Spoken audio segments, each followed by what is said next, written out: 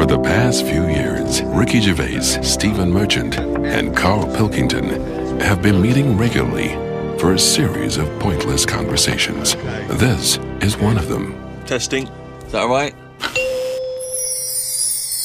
Hello and welcome to the Ricky Gervais Show with me, Ricky Gervais, Stephen Merchant. Hello. And the little round-headed buffoon that is Karl Pilkington.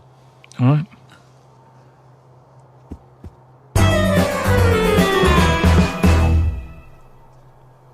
We've got a little email straight away, Karl, from Nikki in Beverly Hills, California. She says, Karl, you rock. I hate it when Ricky and Steve ridicule you. I checked out your picture. Although your head is not normal, that's no reason to ridicule you. You look gimp, but I never judge a book by the cover. Cheers. Is that all you've got to say? Well, it's only because I've got no hair, though, isn't it? That's why it gives that effect. No, it's perfectly round your head. It's perfectly spherical head. Your face is slightly too big for it. It almost goes over the sides. Perfectly round head. Pug little nose. Funny gimp eyes with no expression. Hangdog look. Like a little mouth, like a little lamprey, not formed, not human formed. The way your expression is like you've had a lobotomy. Your head goes weird at the back. It's got a little nod in it, like it's really strange, your face, and you're stupid. We've had a lot of emails saying that. I mean, I think he's just paraphrasing, but... talking of emails, you know, a couple of... I can't remember which show it was, but you mentioned, Karl, that you'd only recently seen a Chinese homeless person. Oh, yeah. And it really surprised you because you'd never seen I've a never Chinese seen one homeless before, person. no. And I actually went along with that. I've still never seen a Chinese homeless person. Well, now, I can just tell you now that there's a few responses from Los Angeles, people saying there are quite a lot of Chinese homeless people over there because apparently there's a huge homeless community in Los Angeles. So definitely if you want to see them, Karl, that's the place to go. But we've had one from Vancouver, Canada, from a girl called Amy, and Amy herself is Chinese, and she says that she realised herself that she'd never really seen a Chinese homeless person. And although she says that apparently Vancouver has the first or second largest Chinese population in Canada, she'd never seen them, and she actually went for a walk around the Chinatown in her area looking for them, and she could not find any on that particular day. So again, Canada obviously not a place to go for a Chinese homeless. It was just a point, though. I don't want people sort of... Well, hold on, though. Wait, I'll stop you there. Hello, Ricky, Steve and Karl. I live in New York City and have seen a Chinese homeless person. Not only is he Chinese, but he is also a midget. He's been living on the streets for the last 30 years. He used to dress in rags, but thanks to a coat drive, he's now wearing a fancy Adidas jacket, right? Now he encloses a picture. He says he gave him $10 to take the picture, and I've seen it, and he's a little Chinese midget fella. I'm just getting a bit worried that people are going out there sort of looking for these. Because they, you know, well, that's what you requested. No. But all I was saying is I saw one. I didn't start saying, "Excuse me, can you just give us a smile? I'm taking your picture." Do you know we've what I had mean? loads of pictures of people. I know, and it worries me a little bit. And I mean, it's not too bad about the one who took one of a little midget one, because you know, if he kicked off, it'd be quite easy to sort of hold him back.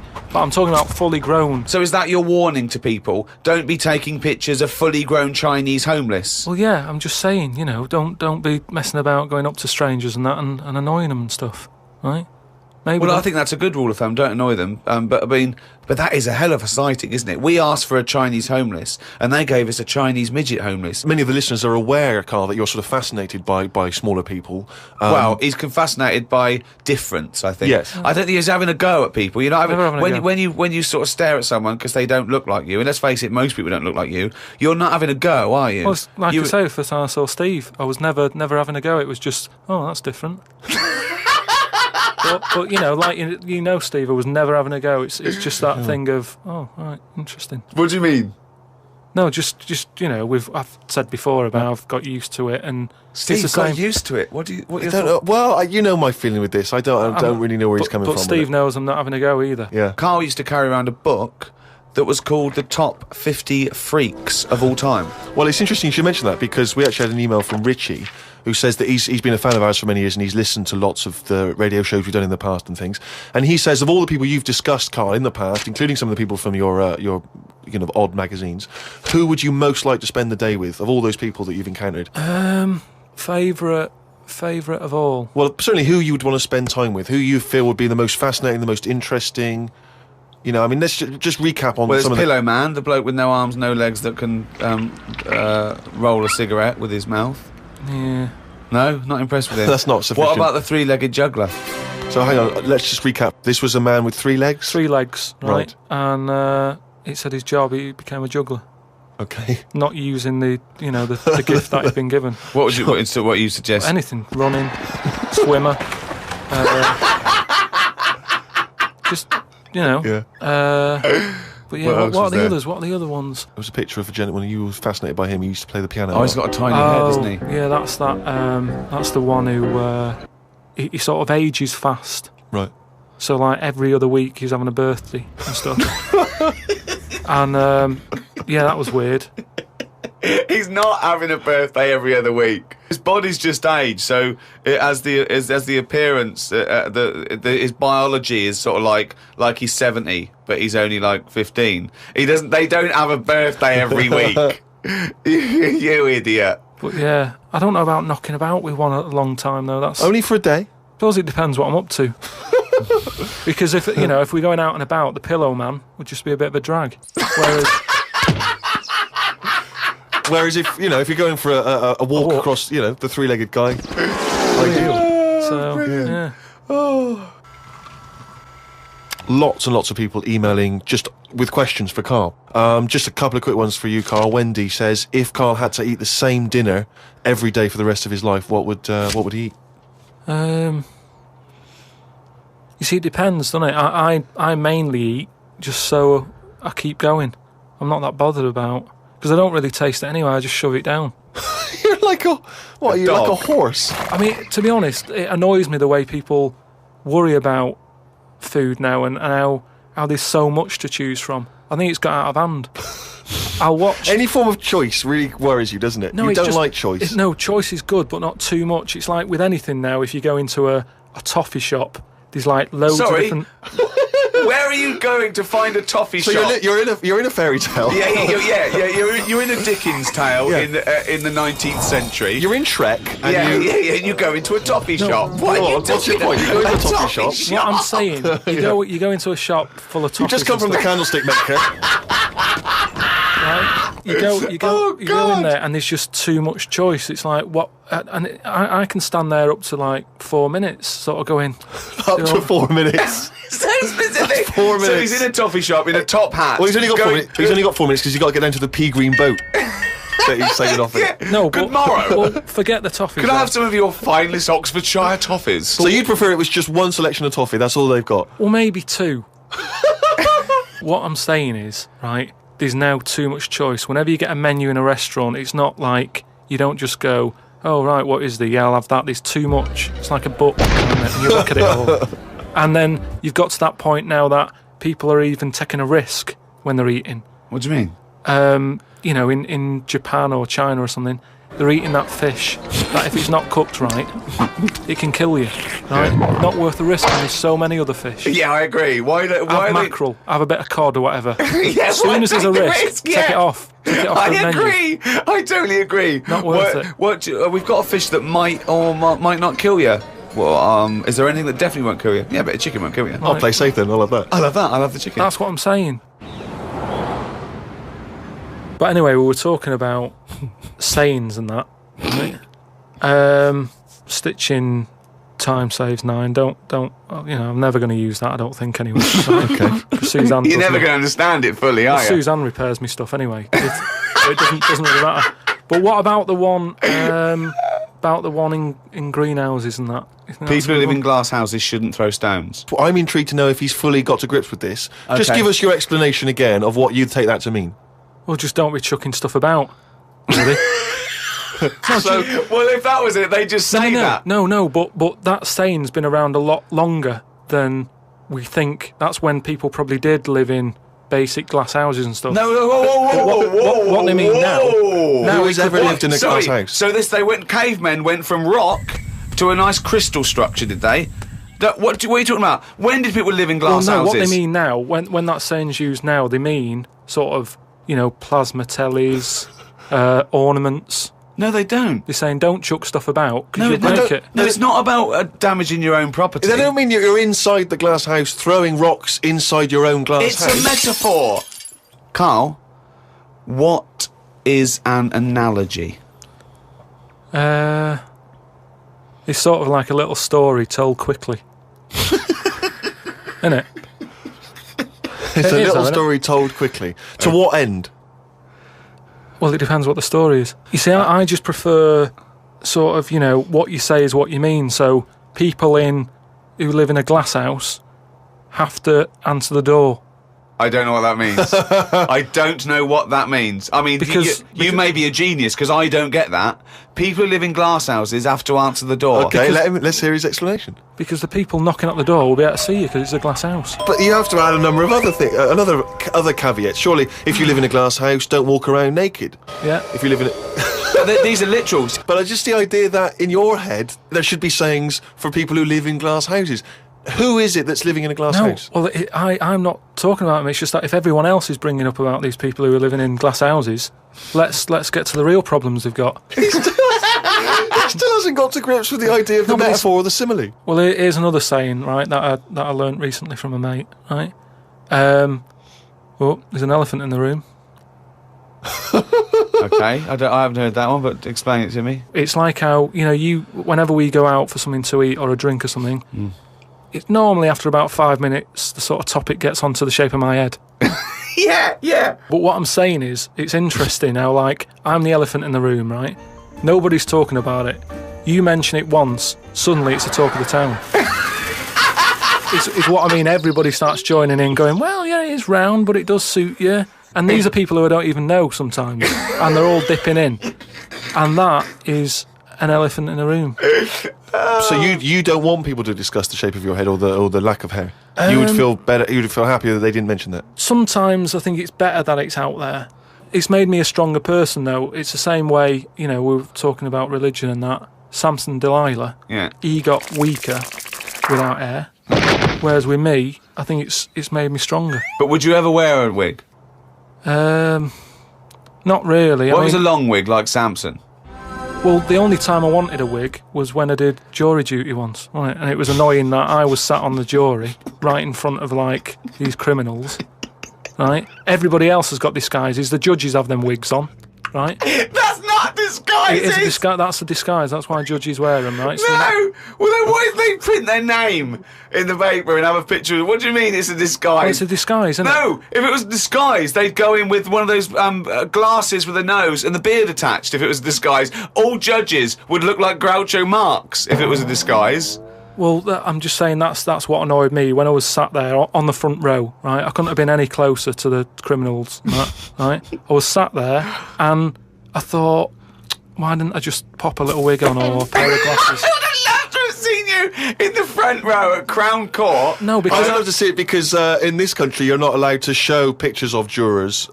You can't take photos in a courtroom. So there's always these sketch artists that draw drawings and it's on the news. The idea that we'd have seen 11 people and a sort of Krusty the Clown figure would have been amazing. Yeah, I would love to see the artist do an interview because it would be like complicated people. Oh, hey, he looks characterful, and then just a little round head. Charlie Brown. Charlie Brown sitting on the end. Karl, you said that your New Year's resolution was that you were going to learn something every day. yeah, Have you learned anything today? If I can. Today, like, I don't know the full facts of it, but Could I just say that when someone says they learn something new every day, that doesn't count if they forget it the next day. no, Because that would be Groundhog Day learning. well, the thing I learnt today was about an octopus. Oh, Go on. What they can do is, they've got 8 legs and that. Yeah. They can use 6 of them legs to cover their head so they look like a little stone, and use the other 2 to run off. Right? But that's He's thinking of Squidly Diddly. Yeah, it's a Disney image in his head, isn't He's it? thinking They're of... pink. but anyway, that's So that's it's not the Pink main singing thing. a song in your mind and running off, yeah. No, but anyway, but something else I learnt, right? It's mainly about animals and that, because that's Yeah. normally quite interesting. Yeah. There's a chicken somewhere, Oh, yeah. Oh, yeah. And Specific. and the owner of it was getting fed up because he had to feed it and that. But it Embellishment, wasn't guesswork. No, come on, let's hear it. It wasn't giving anything back. No eggs. No eggs, right? So he was like, I'm sick of this. Anyway, someone told him, pop a little axe next to its little house, right? So when it comes out in the morning thinking, I'll have another lazy day doing nothing, right?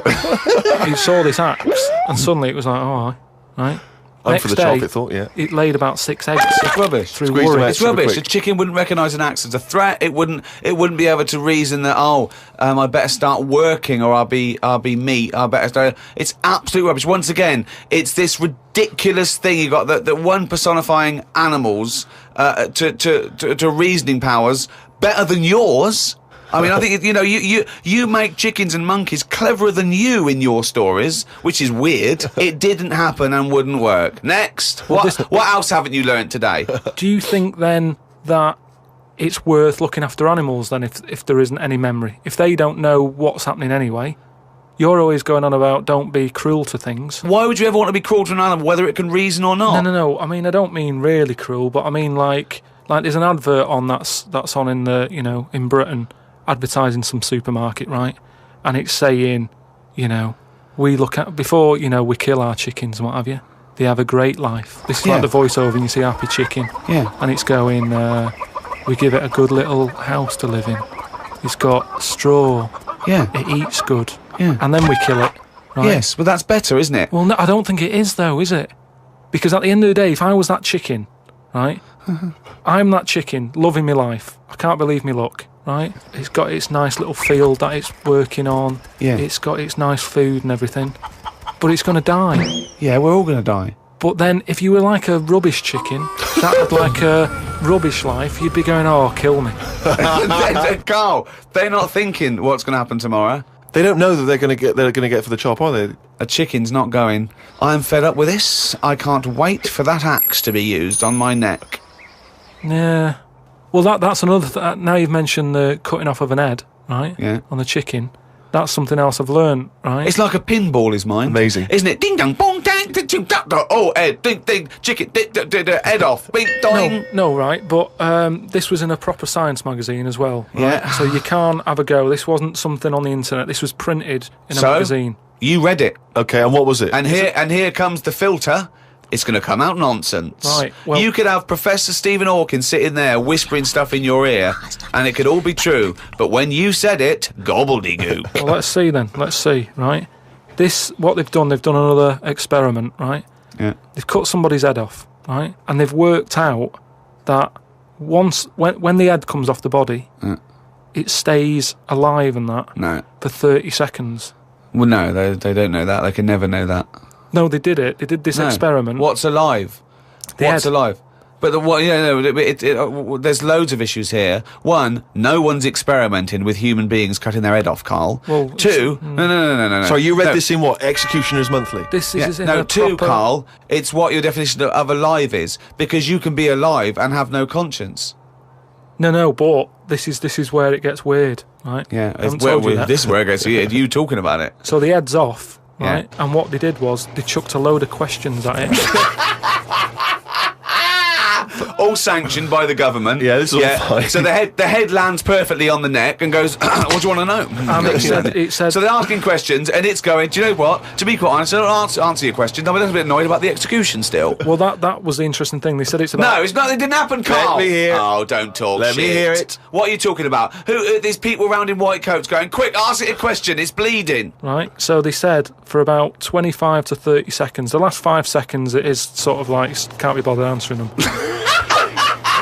Right, but prior to that, apart from that, they were chucking stuff. I don't think it spoke. I don't think it was like, 2 and 2, 4 and stuff. It was more, it was to do with blinking. So blink once if you say yes, blink twice. So it said, listen, when you die, you're probably not going to be able to talk because your jaw's going to be on the ground. You're not going to be able to open your mouth. If you do, you'll fall over backwards and hit your head. Now listen, blink 1 for yes and 2 for no. Yeah, right, yeah, not too bad. Yeah, is the axe nice and sharp? Yeah, Promise? You're Do you talking promise? shit again.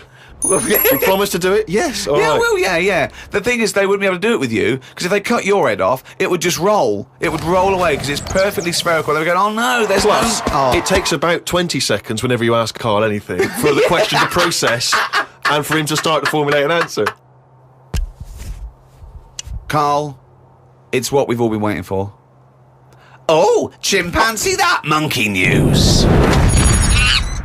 Right, well, this one sent in from Sam in New York, right? And it's about a fire that happened, right? In a really, do you know, like in New York, they have loads of big buildings, don't they? Yeah. Right, really, really tall ones and Skyscrapers. stuff. Yeah. And there was a fire in one of them, right? So they did as expected. They called up, fire brigade and that. They turned up, right? Fire engine parked up. It's like, right, where's the fire? And they said, oh, it's on like floor 100 or whatever. And they said, oh no, we've brought the fire engine with the short ladders. Stupid mistake, but go on. Right. So anyway, so they said, well, how are we going to get up there? Yeah. We can't. But they've only brought the short ladders. No, we can't. Let's go home. Yeah. Okay, that was monkey news. So they said, well, there's a lot of like grippage. Because they made up words. The firemen, the NYPD firemen. There's a lot of grippage On the side of the building and stuff. So anyway, they said, why don't we just go and get a monkey, right? So they got a monkey. Whoa, that's a bit of a jump. Is They that just- policy now in the New York Fire Department? Well, you've got to think quick, haven't you? At the end of the day, if people are up there, you don't start querying if it works or not. You try everything that you can to help someone out, right? That's the first thing I thought of. Was it a monkey? So it was quicker for them to go and get a monkey than to go back and get the long ladders. Why don't they get Okay, fair enough. Why don't they get Spider-Man? Yeah, cool Spider-Man. Yeah, cool Spider-Man. So anyway, so they got a monkey down there, and they said, right, Where'd they get it from? We don't know, from the local zoo or something. Oh, yeah. So they said, look, let's, we've got to remember there could be someone up there, Right. and it'll shock them a bit if a monkey comes in, right? Yeah. So they said, Yeah, I don't think they'd care. Get it. If their building's on fire, they're not going to go, oh, it's weird, there's a monkey at the window. They'd be screaming, save me! Oh, there's a monkey. So Where are anyway, you from then? so they said, right, we'll just get it a little small uniform and that, the smallest you've got. But, whoa, hold on though. Actually, where are you going to get that? I'm going back to the station. We'll get the long ladders while you're there. No time. No time. No, I bought the small uniform. I just didn't bring the long Yeah. ladders. You're an idiot. So anyway, it goes up there. It's got all the kit on and what. It's got its little adder on and all that. It grabs. There was like a little person up there.